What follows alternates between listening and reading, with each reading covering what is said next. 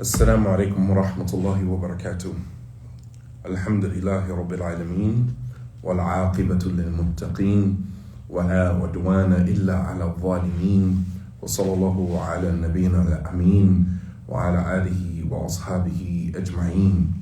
الحمد لله حمدا كثيرا طيبا مباركا فيه كما يحب ربنا ويرضى وصلى الله على نبينا محمد وعلى آله وصحبه وسلم تسليما كثيرا. Amma ba'd. Thank you guys for joining me again for another After Fajr morning character reformation boot camp. We are covering Al-Adab al-Mufrad, the distinguished character from Imam al-Bukhari rahimahullah ta'ala. We covered in the last hadith, Bab man asbaha aminan fi sirbihi. وَفِيكُمْ بَارَكَ اللَّهُ جَزَاكُمُ اللَّهُ خَيْرًا.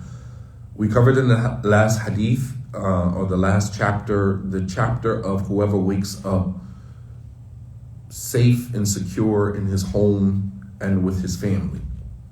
We come to the next chapter, Bab Tib al-Nafs. Bab Tib al-Nafs. The chapter of having a good soul, just being a good person. Is that too much to ask for most of us? Is that too much to ask? Just to be a good person? Tib al-Nafs. Having a good soul. Just being a good person. Being in a good mood. Is that too much to ask? To just be in a good mood? Just to force yourself to just be in a good mood. قال إمام البخاري رحمه الله تعالى حدثنا إسماعيل بن أبي أوس قال إمام البخاري رحمه الله تعالى حدثنا إسماعيل بن أبي أويس قال حدثني سليمان بن بلال عن عبد الله بن سليمان بن أبي سلمة الأسلمي أنه سمع معاذ بن جبل معاذ بن عبد الله بن خبيب الجهني يحدث عن أبيه عن عمه أن رسول الله صلى الله عليه وسلم خرج عليهم وعليه أثر الغسل وهو طيب النفس فظننا أنه ألم بأهله فقلنا يا رسول الله نراك طيب النفس وطيب النفس قال أجل والحمد لله ثم ذكر الغنى فقال رسول الله صلى الله عليه وسلم إنه لا بأس بالغنى لمن اتقى لا بأس بالغنى لمن اتقى والصحة لمن اتقى خير من الغنى وطيب النفس من النعم. Subhanallah. On the authority of Mu'adh ibn Abdullah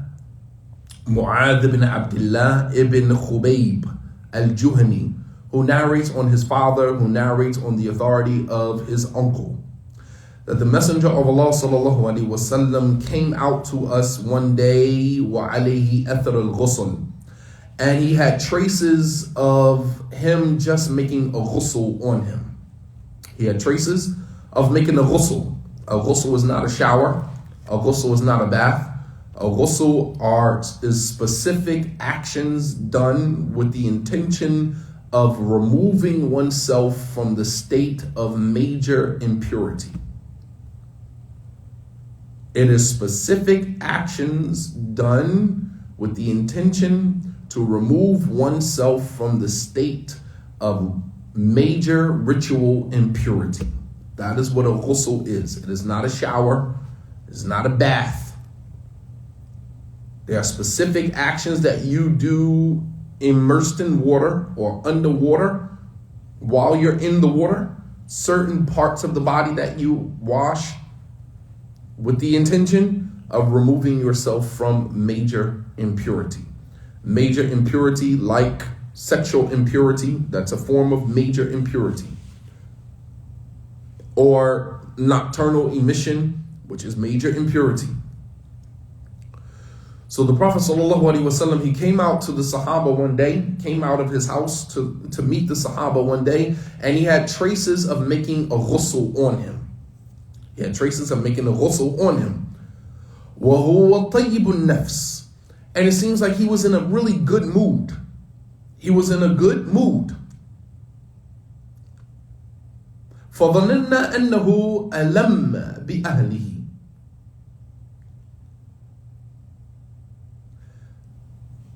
And it seems as if, maybe the night before he was intimate with his wives, or with one of his wives. So he comes out, he got water dripping from his head, water dripping from his beard. He just made a ghusl. And it seems like he was in a really, really good mood. فَقُلْنَا يَا رَسُولَ اللَّهِ. And we said to him, Ya Rasulullah, O Messenger of Allah, نَرَاكَ طَيِّبُ النَّفْسِ. We see that you, O Messenger of Allah, are in a good mood. And the Prophet ﷺ said, Ajal walhamdulillah. Yes, as a matter of fact, I am. As a matter of fact, I am. And there is nothing that puts a man in a good mood like being sexually satisfied from his wife. Unfortunately, those who engage in zina, sexual satisfaction in a manner that is haram, they never enjoy the pleasure of satisfying their sexual desires in a manner that is pleasing to Allah subhanahu wa ta'ala. They never enjoy that. They never enjoy it, I promise you. That's provided they still have a heart that is alive. They still have iman, somewhat of faith in their heart. When your heart is completely dead, as the scholars say, وَمَا لِلْمَيِّتٍ مِّنْ إِيلَامٍ. The dead person feels no pain. The dead person feels no pain. Meaning when you have no iman, or very little to no iman, no sin creates within you shame or guilt or any other pain that is associated with disobeying Allah subhanahu wa ta'ala. You don't feel anything. وَمَا لِلْمَيِّتٍ مِّنْ إِيلَامٍ. And the mayyit, the dead one, has no feelings. The heart that is completely black from constantly disobeying Allah subhanahu wa ta'ala, that heart doesn't feel anything. It could sin day in, day out and feel nothing because the heart is dead. وَنَعُوذُ بِاللَّهِ مِنْ ذَلِكَ. And we seek refuge with Allah subhanahu wa ta'ala from a dead heart.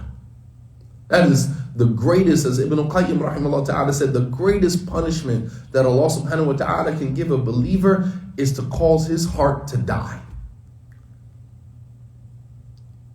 That's the greatest punishment in this life that Allah subhanahu wa ta'ala can give a believer, is to allow your heart to be soiled and completely consumed by sin, and your heart is dead.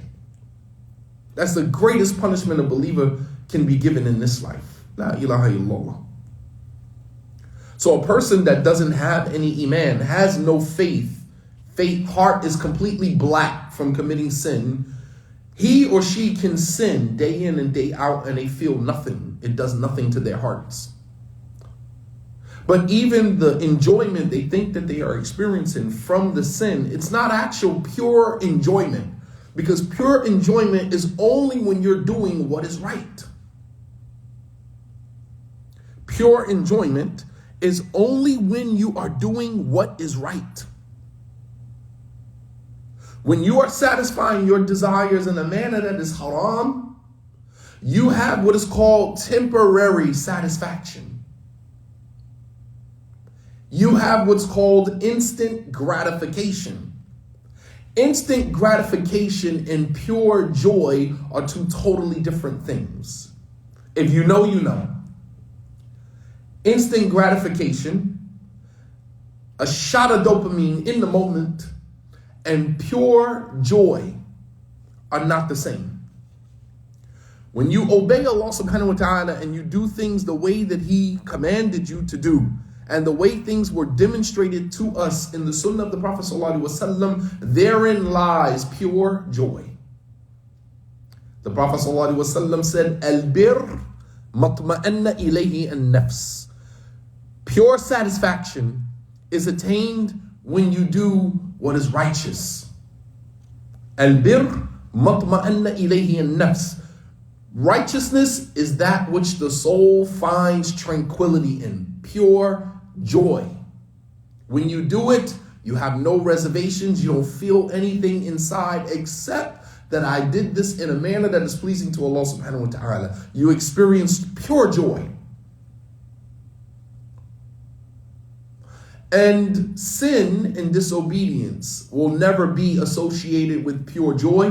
That's instant gratification. You feel good in the moment, but then you suffer the long-term consequences of that, of guilt, shame, embarrassment, self-loathing. You suffer. And that is provided that your heart is still alive and you still feel anything. You still feel.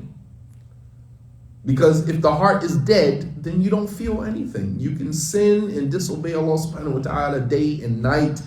وَمَا لِلْمَيِّتٍ مِّنْ إِلَامٍ. And the dead person feels no pain.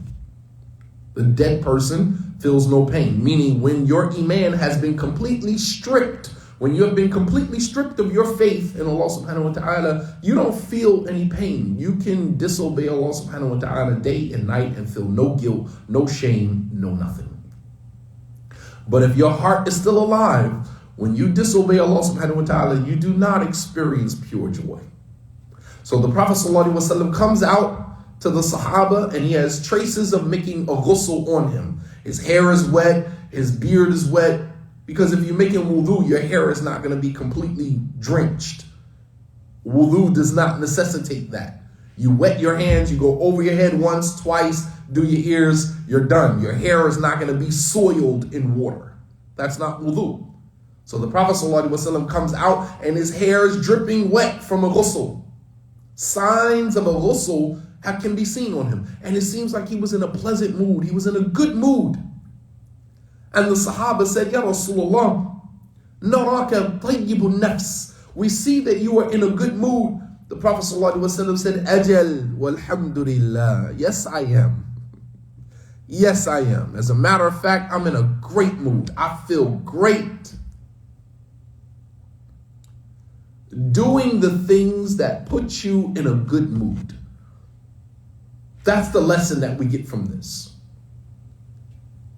Doing the things that put you in a good mood. What makes you feel good about yourself? What are the things that put you in a good mood? I know for me, a nice hot cup of coffee. I don't even want to talk. I get up in the morning, my wife, my kids are talking to me. I just nod in approval. I really don't have time for a long, drawn-out conversation until after I got my coffee. Once I get my coffee, sky is the limit. You can talk about anything you want to. Let me just get my coffee first, and we're good to go. That is what puts me in a good mood.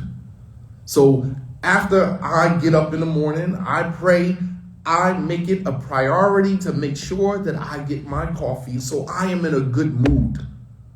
I am doing the things that put me in a good mood. Do the things that put you in a good mood. You want people to enjoy being around you. You want people to feel good when they are around you. So you don't want to be the type of person that is always in a bad mood. Always. Every time someone comes around you, you're always complaining. You always got some drama going on. Nobody wants to be around that. Put yourself in a good mood and then put yourself around people so that people can benefit from that. The Prophet ﷺ said one of the best deeds that a believer can do is idkhal as-surur ala akhik, is to bring happiness to the heart of your brother and your sister in Islam. Put yourself in a good mood and then put yourself around good people. Allow them to benefit from that. But if you're always in a bad mood, people, you don't understand, your energy is contagious. energy is contagious. So if you are in a bad mood and you come around good people, you turn those good people into who you are. You turn good people into bad people because of the energy that you bring around them. If you are in a bad mood, then stay away from people until you can reconcile that, so that you do not infect the people that are around you in a negative way. You want people to enjoy being around you. Self-care first, absolutely. Take care of you first. The Prophet ﷺ was with his wives, he was intimate, he made a ghusl, he comes out. The Sahaba said, it seems like you're in a good mood. He said, yes, I'm in a good mood, alhamdulillah. And he praises Allah subhanahu wa ta'ala because it is a ni'mah, it is a blessing from Allah subhanahu wa ta'ala to be in a good mood. It is a ni'mah, especially with all of the negativity going on around us. It is a ni'mah from Allah subhanahu wa ta'ala to be able to have access to things that helps to change your energy from negative to positive. That is a ni'mah from Allah subhanahu wa ta'ala. Yes, this does play into mental health, yes. Doing the things that are within the parameters are halal. This is not do whatever makes you happy. No. Do whatever makes you happy within the parameters of our religion. This is not do whatever makes you happy. No, do what makes you happy or brings you joy. Here again, we're not talking about instant gratification. We're talking about pure joy. Pure joy is as a result of doing the things or staying within the parameters that have been set by Allah subhanahu wa ta'ala. And it also shows us that being in a good mood or having, a good personality, having a good, as the young people say, aura, having a good aura, right, today is as a result of the lifestyle that you live. The Prophet ﷺ didn't come out and draw energy from the Sahaba. He came out already in a good mood. What we want to do is we want to come out in a bad mood, put myself around good people so that perhaps I can draw energy from them. But what you don't understand is while you may be trying to draw energy from external sources, you fail to realize that the source of your happiness is internal, not external. The source of your happiness is internal, not external. The source of your happiness is internal, not external. Stop exporting your happiness.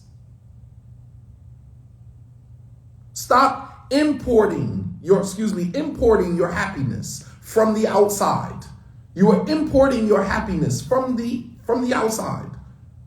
This person doesn't make me happy. This doesn't make me happy. These things are not supposed to make you happy. You are supposed to find the things that give you joy and do them. ثم ذكر الغنى. And then as the Prophet ﷺ is standing there with the Sahaba, someone brought up the conversation of ghina, of wealth and being rich. Someone brought up the conversation about being rich. فقال رسول الله صلى الله عليه وسلم إنه لا بأس بالغنى لمن اتقى. As the Prophet ﷺ was sitting with the Sahaba, someone brought up the conversation about wealth and being rich. As we usually do, we start talking about money. And the Prophet ﷺ, as the teacher he was, puts everything in perspective. He says, إِنَّهُ لَا بَأْسَ بِالْغِنَى لِمَنِ اتَّقَى. He said, there is nothing wrong with having wealth. Nothing wrong with being rich. Nothing wrong with being rich. However, for the person that fears Allah subhanahu wa ta'ala. لَا بَأْسَ بِالْغِنَى لِمَنِ اتَّقَى. There is nothing wrong with being wealthy, being rich, for the person who fears Allah subhanahu wa ta'ala. لِمَنِ اتَّقَى. Because the person who doesn't fear Allah subhanahu wa ta'ala, his richness, his wealth is a punishment.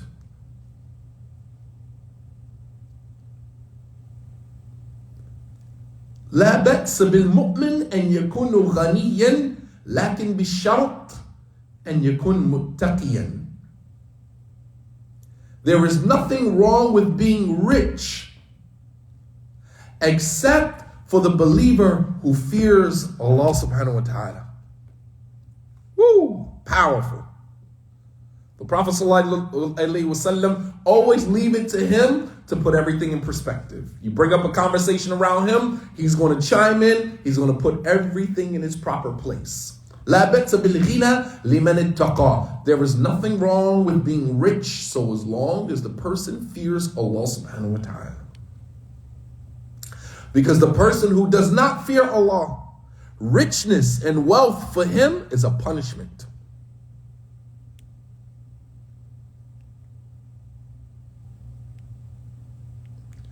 And the scholars, they say, what is meant by fear Allah subhanahu wa ta'ala? من حيث الكسب ومن حيث إنفاق ومن حيث تصرف.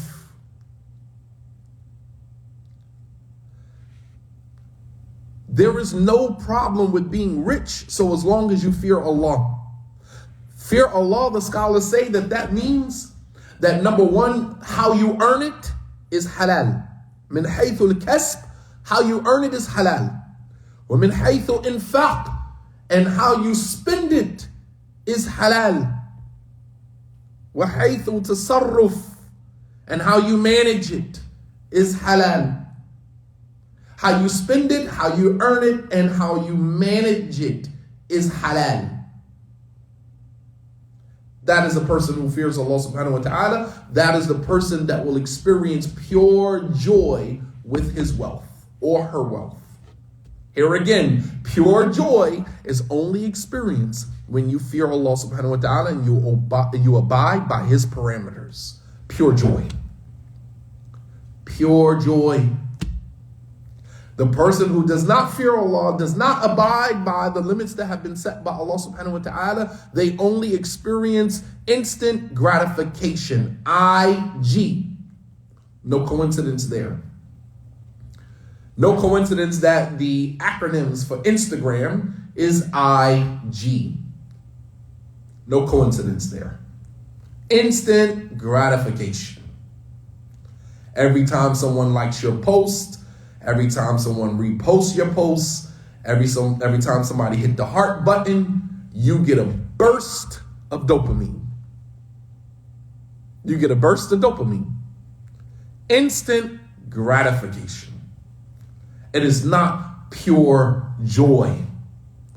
Pure joy is experienced when you fear Allah subhanahu wa ta'ala and do it the way he commanded you to do it.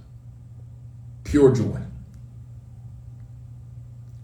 There's a difference between pure joy and instant gratification.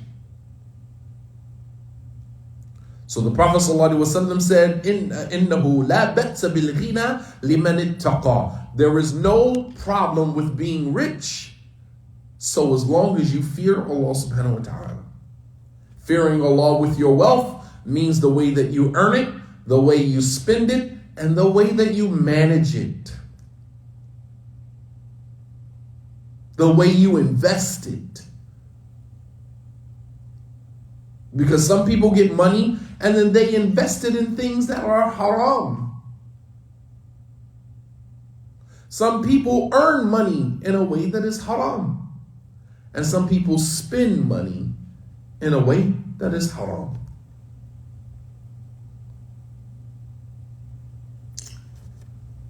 Then the Prophet ﷺ goes on. He's not done. He said, لا بأس بالغنى لمن اتقى. There is no problem with being wealthy or rich, so as long as you fear Allah subhanahu wa ta'ala. He said, وَالصِّحَّةِ لِمَنِ اتَّقَى خَيْرٌ مِنَ الْغِنَى. He said, and having good health while fearing Allah is better than being rich. Having good health while fearing Allah subhanahu wa ta'ala, for the person who fears Allah to be in good health is better than him being rich.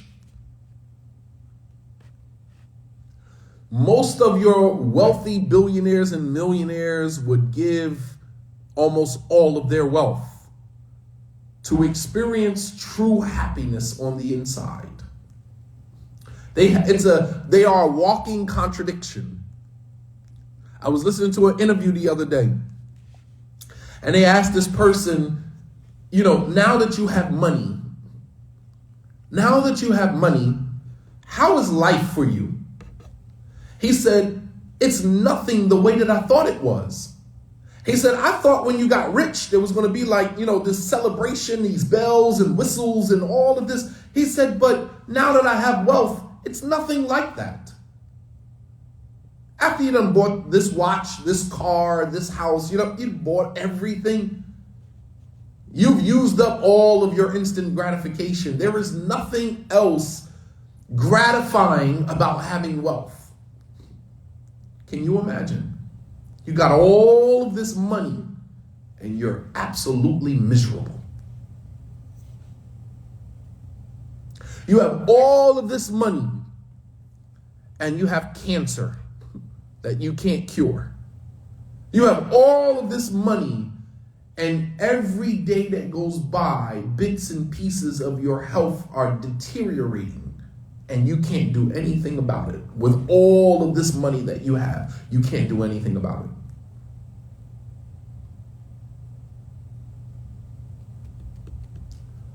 وَالصِّحَّةُ لِمَنِ اتَّقَى خَيْرٌ مِنَ الْغِنَى. And to have good health while fearing Allah is better than being rich. Is better than being rich.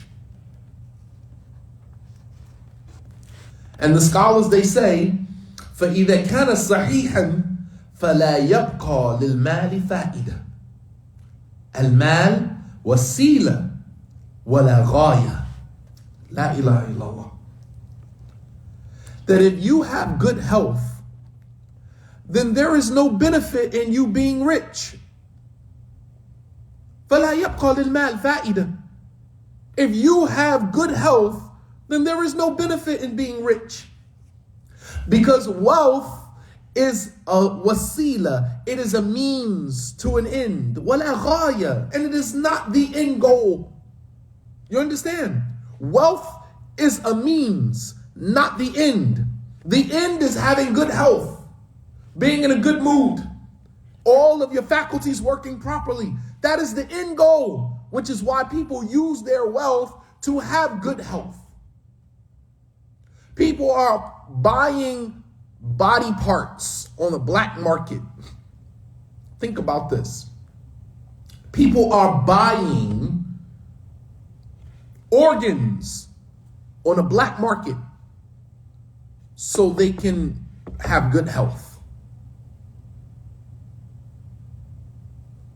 So they can have good health because they're using their wealth to get to an end goal. Wealth is just a means. Wealth is not the end. Poor people think, and I don't mean by poor that you don't have any money. I mean poor in the way that you think. Poor thinking people believe that having money is the end goal because they never had money. It's only people who have money realize that having money is not the end goal. Because I got all this money, I got all this property, I have all of these things, and I am still miserable. I'm still not happy. They realize, sometimes a little too late, that money is not the end goal. Money is a means to an end. While having good health is the end goal. Who wants to be 60 years old? Who wants to be, we got people dying in their 50s. We have people dying in their 50s. Sick in their 50s. Sick in their 60s. We have people in their 60s that look like they're 90 and you're 60 years old.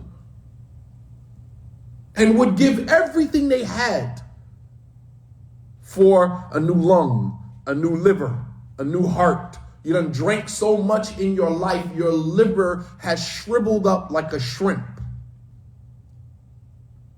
You drank so much alcohol in your life, your liver has shriveled up like a shrimp.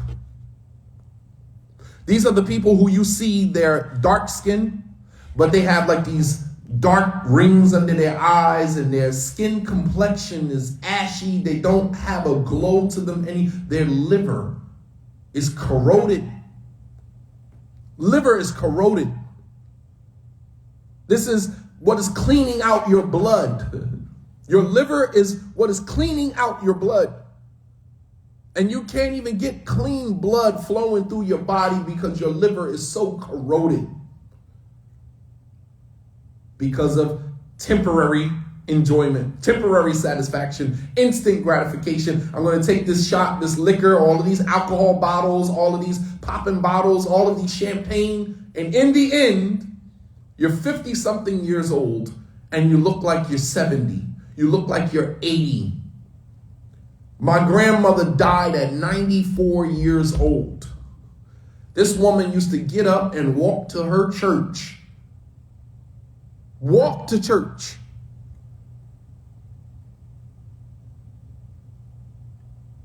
Because she valued her body. She valued her body. She understood that her body was an amana, was a trust from God.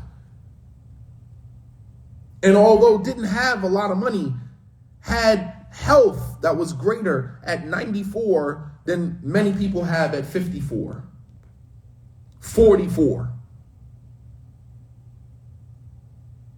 And would give everything that they had. Think about your health situation right now. And if someone were to ask you, how much would you give to go back to having the health that you had at 20 years old?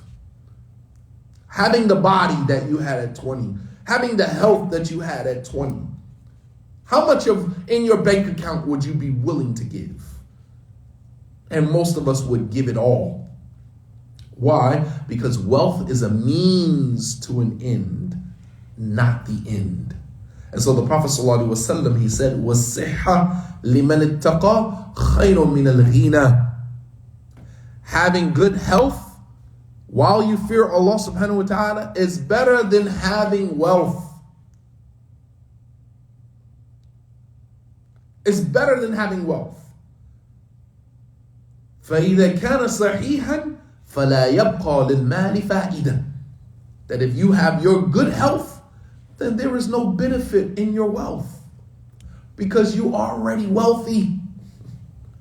If you're healthy, then there is no benefit left in your wealth because you have it all. Because mal, your wealth, is a wasila. It is a means to an end. وَلَا غَايَةً, and it is not the end goal.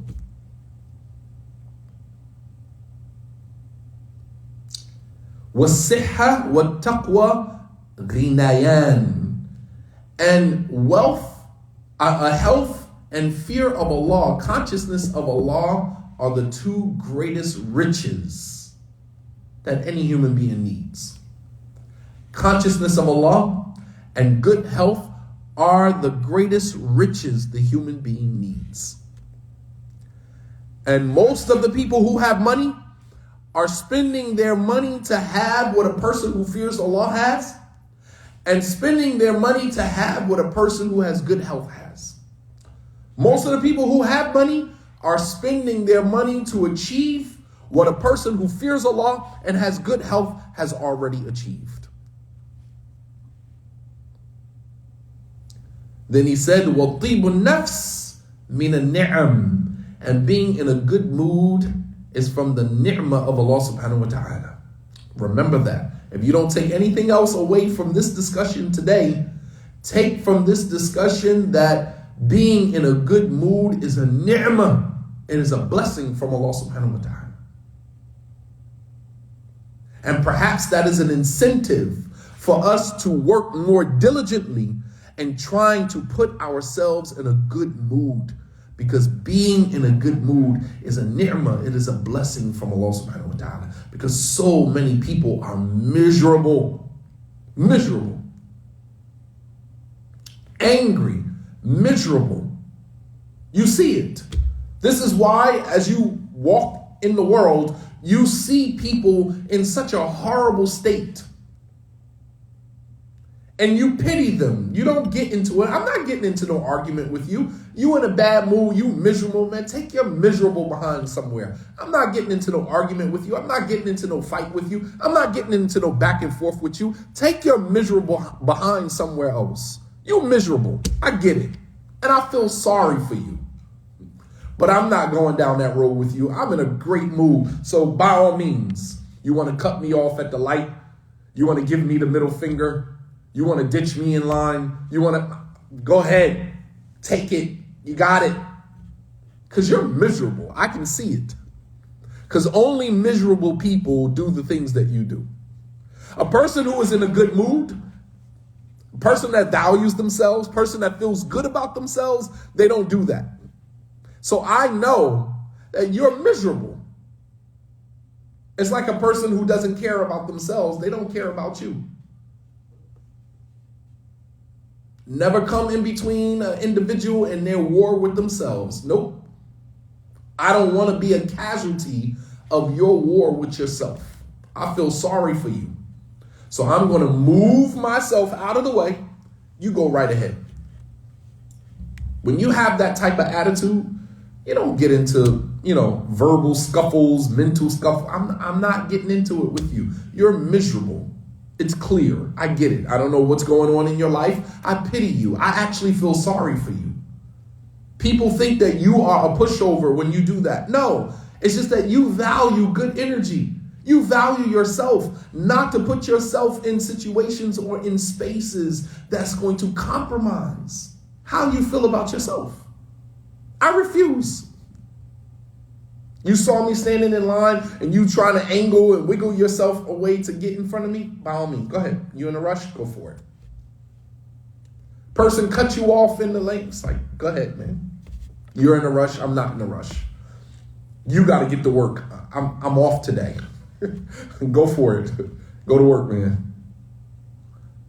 You understand? That's your outlook. That's how you engage the world that you live in. We live in a very mentally, emotionally, psychologically unhealthy environment. America is toxic from top to bottom. It doesn't matter how much money you have. You can move into the wealthiest neighborhood, in a rich neighborhood, in a good neighborhood, in a white neighborhood, and you'll still find miserable people. You can move into the hood. You can move into low-income areas. You can move into housing projects, and you will find some of the most miserable people. It doesn't matter. It's not a matter of money. It's not about how much money you have. It's about what's going on the inside. And you have to value yourself enough not to put yourself in a position where someone is going to compromise everything that you worked for to get yourself to this place. I work hard to get myself to a place where I feel good about me. And as a result of that, I'm very careful about the places and spaces that I put myself in that may possibly compromise how I feel about myself. So if I know this group of people over here are negative and whatever, I'm not even going over there. I'm good. Because I know 10 minutes after being around them, it's going to change my entire mood. No, I'm good.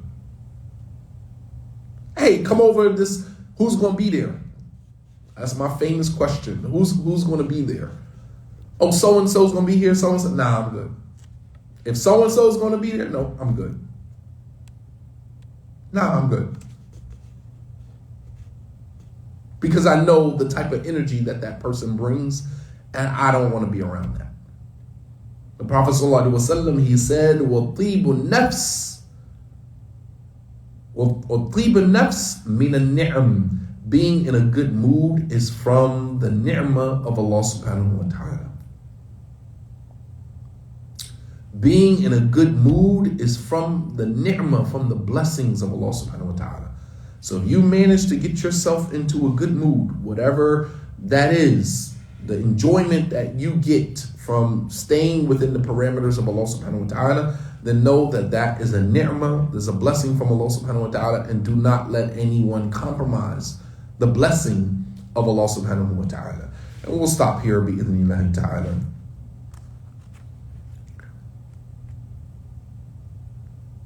We'll stop here. Jazakumullahu khairan wa sallallahu ala nabiyyina Muhammad wa ala alihi wa sahbihi wa sallama tasliman kathira wa subhanaka rabbika rabbil izzati amma yasifun wa salamun ala al-mursaleen walhamdulillahi rabbil alameen. When people say you acting funny, you don't come around, that's fine. Acting funny, what does that mean? Are you acting weird? What does that even mean? What does that mean? I'm acting funny. I don't understand what that means. That means that, no, I'm saying that to the person who says, oh, you're acting funny. What does that even mean? That means that I am not a conformist. I don't conform to the way that you want me to act. That's what you mean by acting funny. Oh, you're acting funny. I don't conform to the way you want me to act. You don't control my behavior, so now I'm acting funny. You don't control my behavior, so now I'm acting funny. I'm fine when you can control my behavior, but I'm acting funny when I go against what makes you happy. Then I'm acting funny. Label me funny. Abu funny. How about that? Funny. Abu funny. Put a kunya on it. Absolutely. Abu funny. I'm funny. Funny acting. Absolutely. I'll take it all day long. You'll never be able to shame me into doing what you want me to do. You understand? I'm Abu funny. Put a kunya on the front of it. Abu funny. I'm not just funny. I'm Abu funny. Funny. Yep. Put a kunya on the front of it. Make you feel even more, to let you know how comfortable I am acting funny. Put a kunya on the front of it and call me Abu Funny. You'll never be able to shame me into doing what you want me to do, because that makes you comfortable. I do what makes me comfortable, not what makes you comfortable. You understand? Those are passive-aggressive shame tactics that people use to get you to act the way they want you to act. That's a passive-aggressive way of trying to shame you into being the way they want you to be. So it's, oh, you acting funny, you acting weird. And because you don't like to be called funny or weird, you conform, you give in. No, I ain't acting funny. No, I am acting funny. Put Abu on the front of it and call me Abu Funny. Put on the front of it and call me Funny. I'm good with it. Matter of fact, I'm going to go get a t-shirt today made that says Abu Funny. How about that? Or you think you're better. No, I don't think that I'm better. You think that I'm better. I don't think that. I never said that. You just can't handle me navigating my life the way that is comfortable for me. You can't handle that. So you're going to try to passive-aggressively shame me into conforming to the way that you want me to act. So you'll say, oh, you think you're better than me. That's a passive-aggressive behavior. That's passive-aggressive behavior. This microaggression. Oh, you think you're better than others. How did you arrive at that? How did you come to that conclusion that I think? Because a thought is something that goes on in my mind. So how do you know what I think? Because you acting like this or you acting like that. Okay.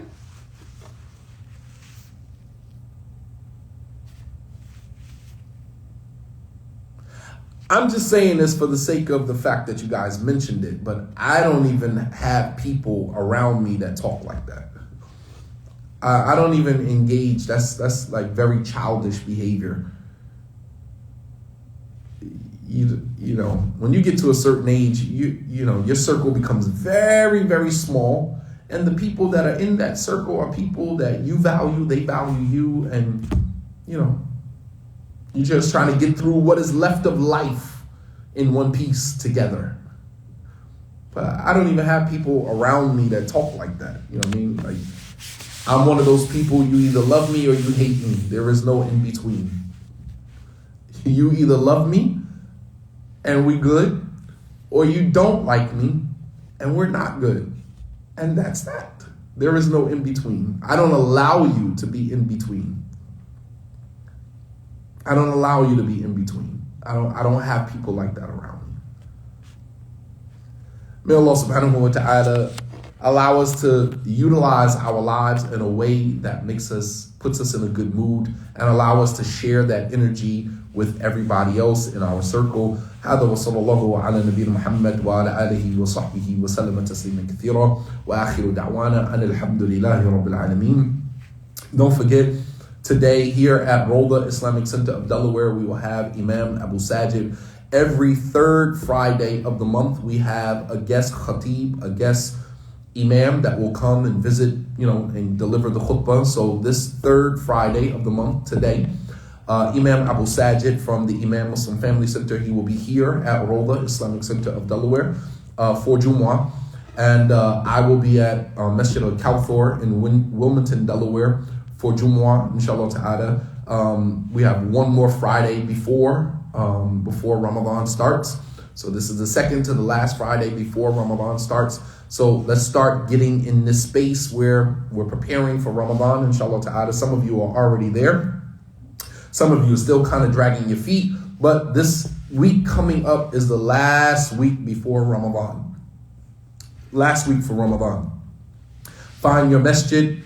Find, you know, your regimen, your daily regimen, what you're going to do every day. I'm going to get up, pray Fajr, I'm going to read some Quran, I'm going to go to work, come home from work, I'm going to take a nap, I'm going to go to the masjid, listen to a class, break my fast. You know, after breaking my fast, I'm going to sit, read some Quran until Isha, and then I'm going to pray Taraweeh, go home, get something to eat, wake up, create your regimen for Ramadan, and then stick to that. Come up with some goals that you want to achieve during the month of Ramadan. Personal goals, health goals, spiritual goals, educational goals. Come up with a list of goals that you want to achieve during the month of Ramadan, because Ramadan is the opportunity to do that. The gates of paradise are open. The gates of the hellfire are closed. Most of the shayateen are chained up. Allah subhanahu wa ta'ala is arranging the whole situation for us. And so as Allah is arranging everything for us, we should be making preparations to receive it. We should be making preparations to benefit from it. And Allah subhanahu wa ta'ala a'lam. Wassalamu alaikum wa rahmatullahi wa barakatuh.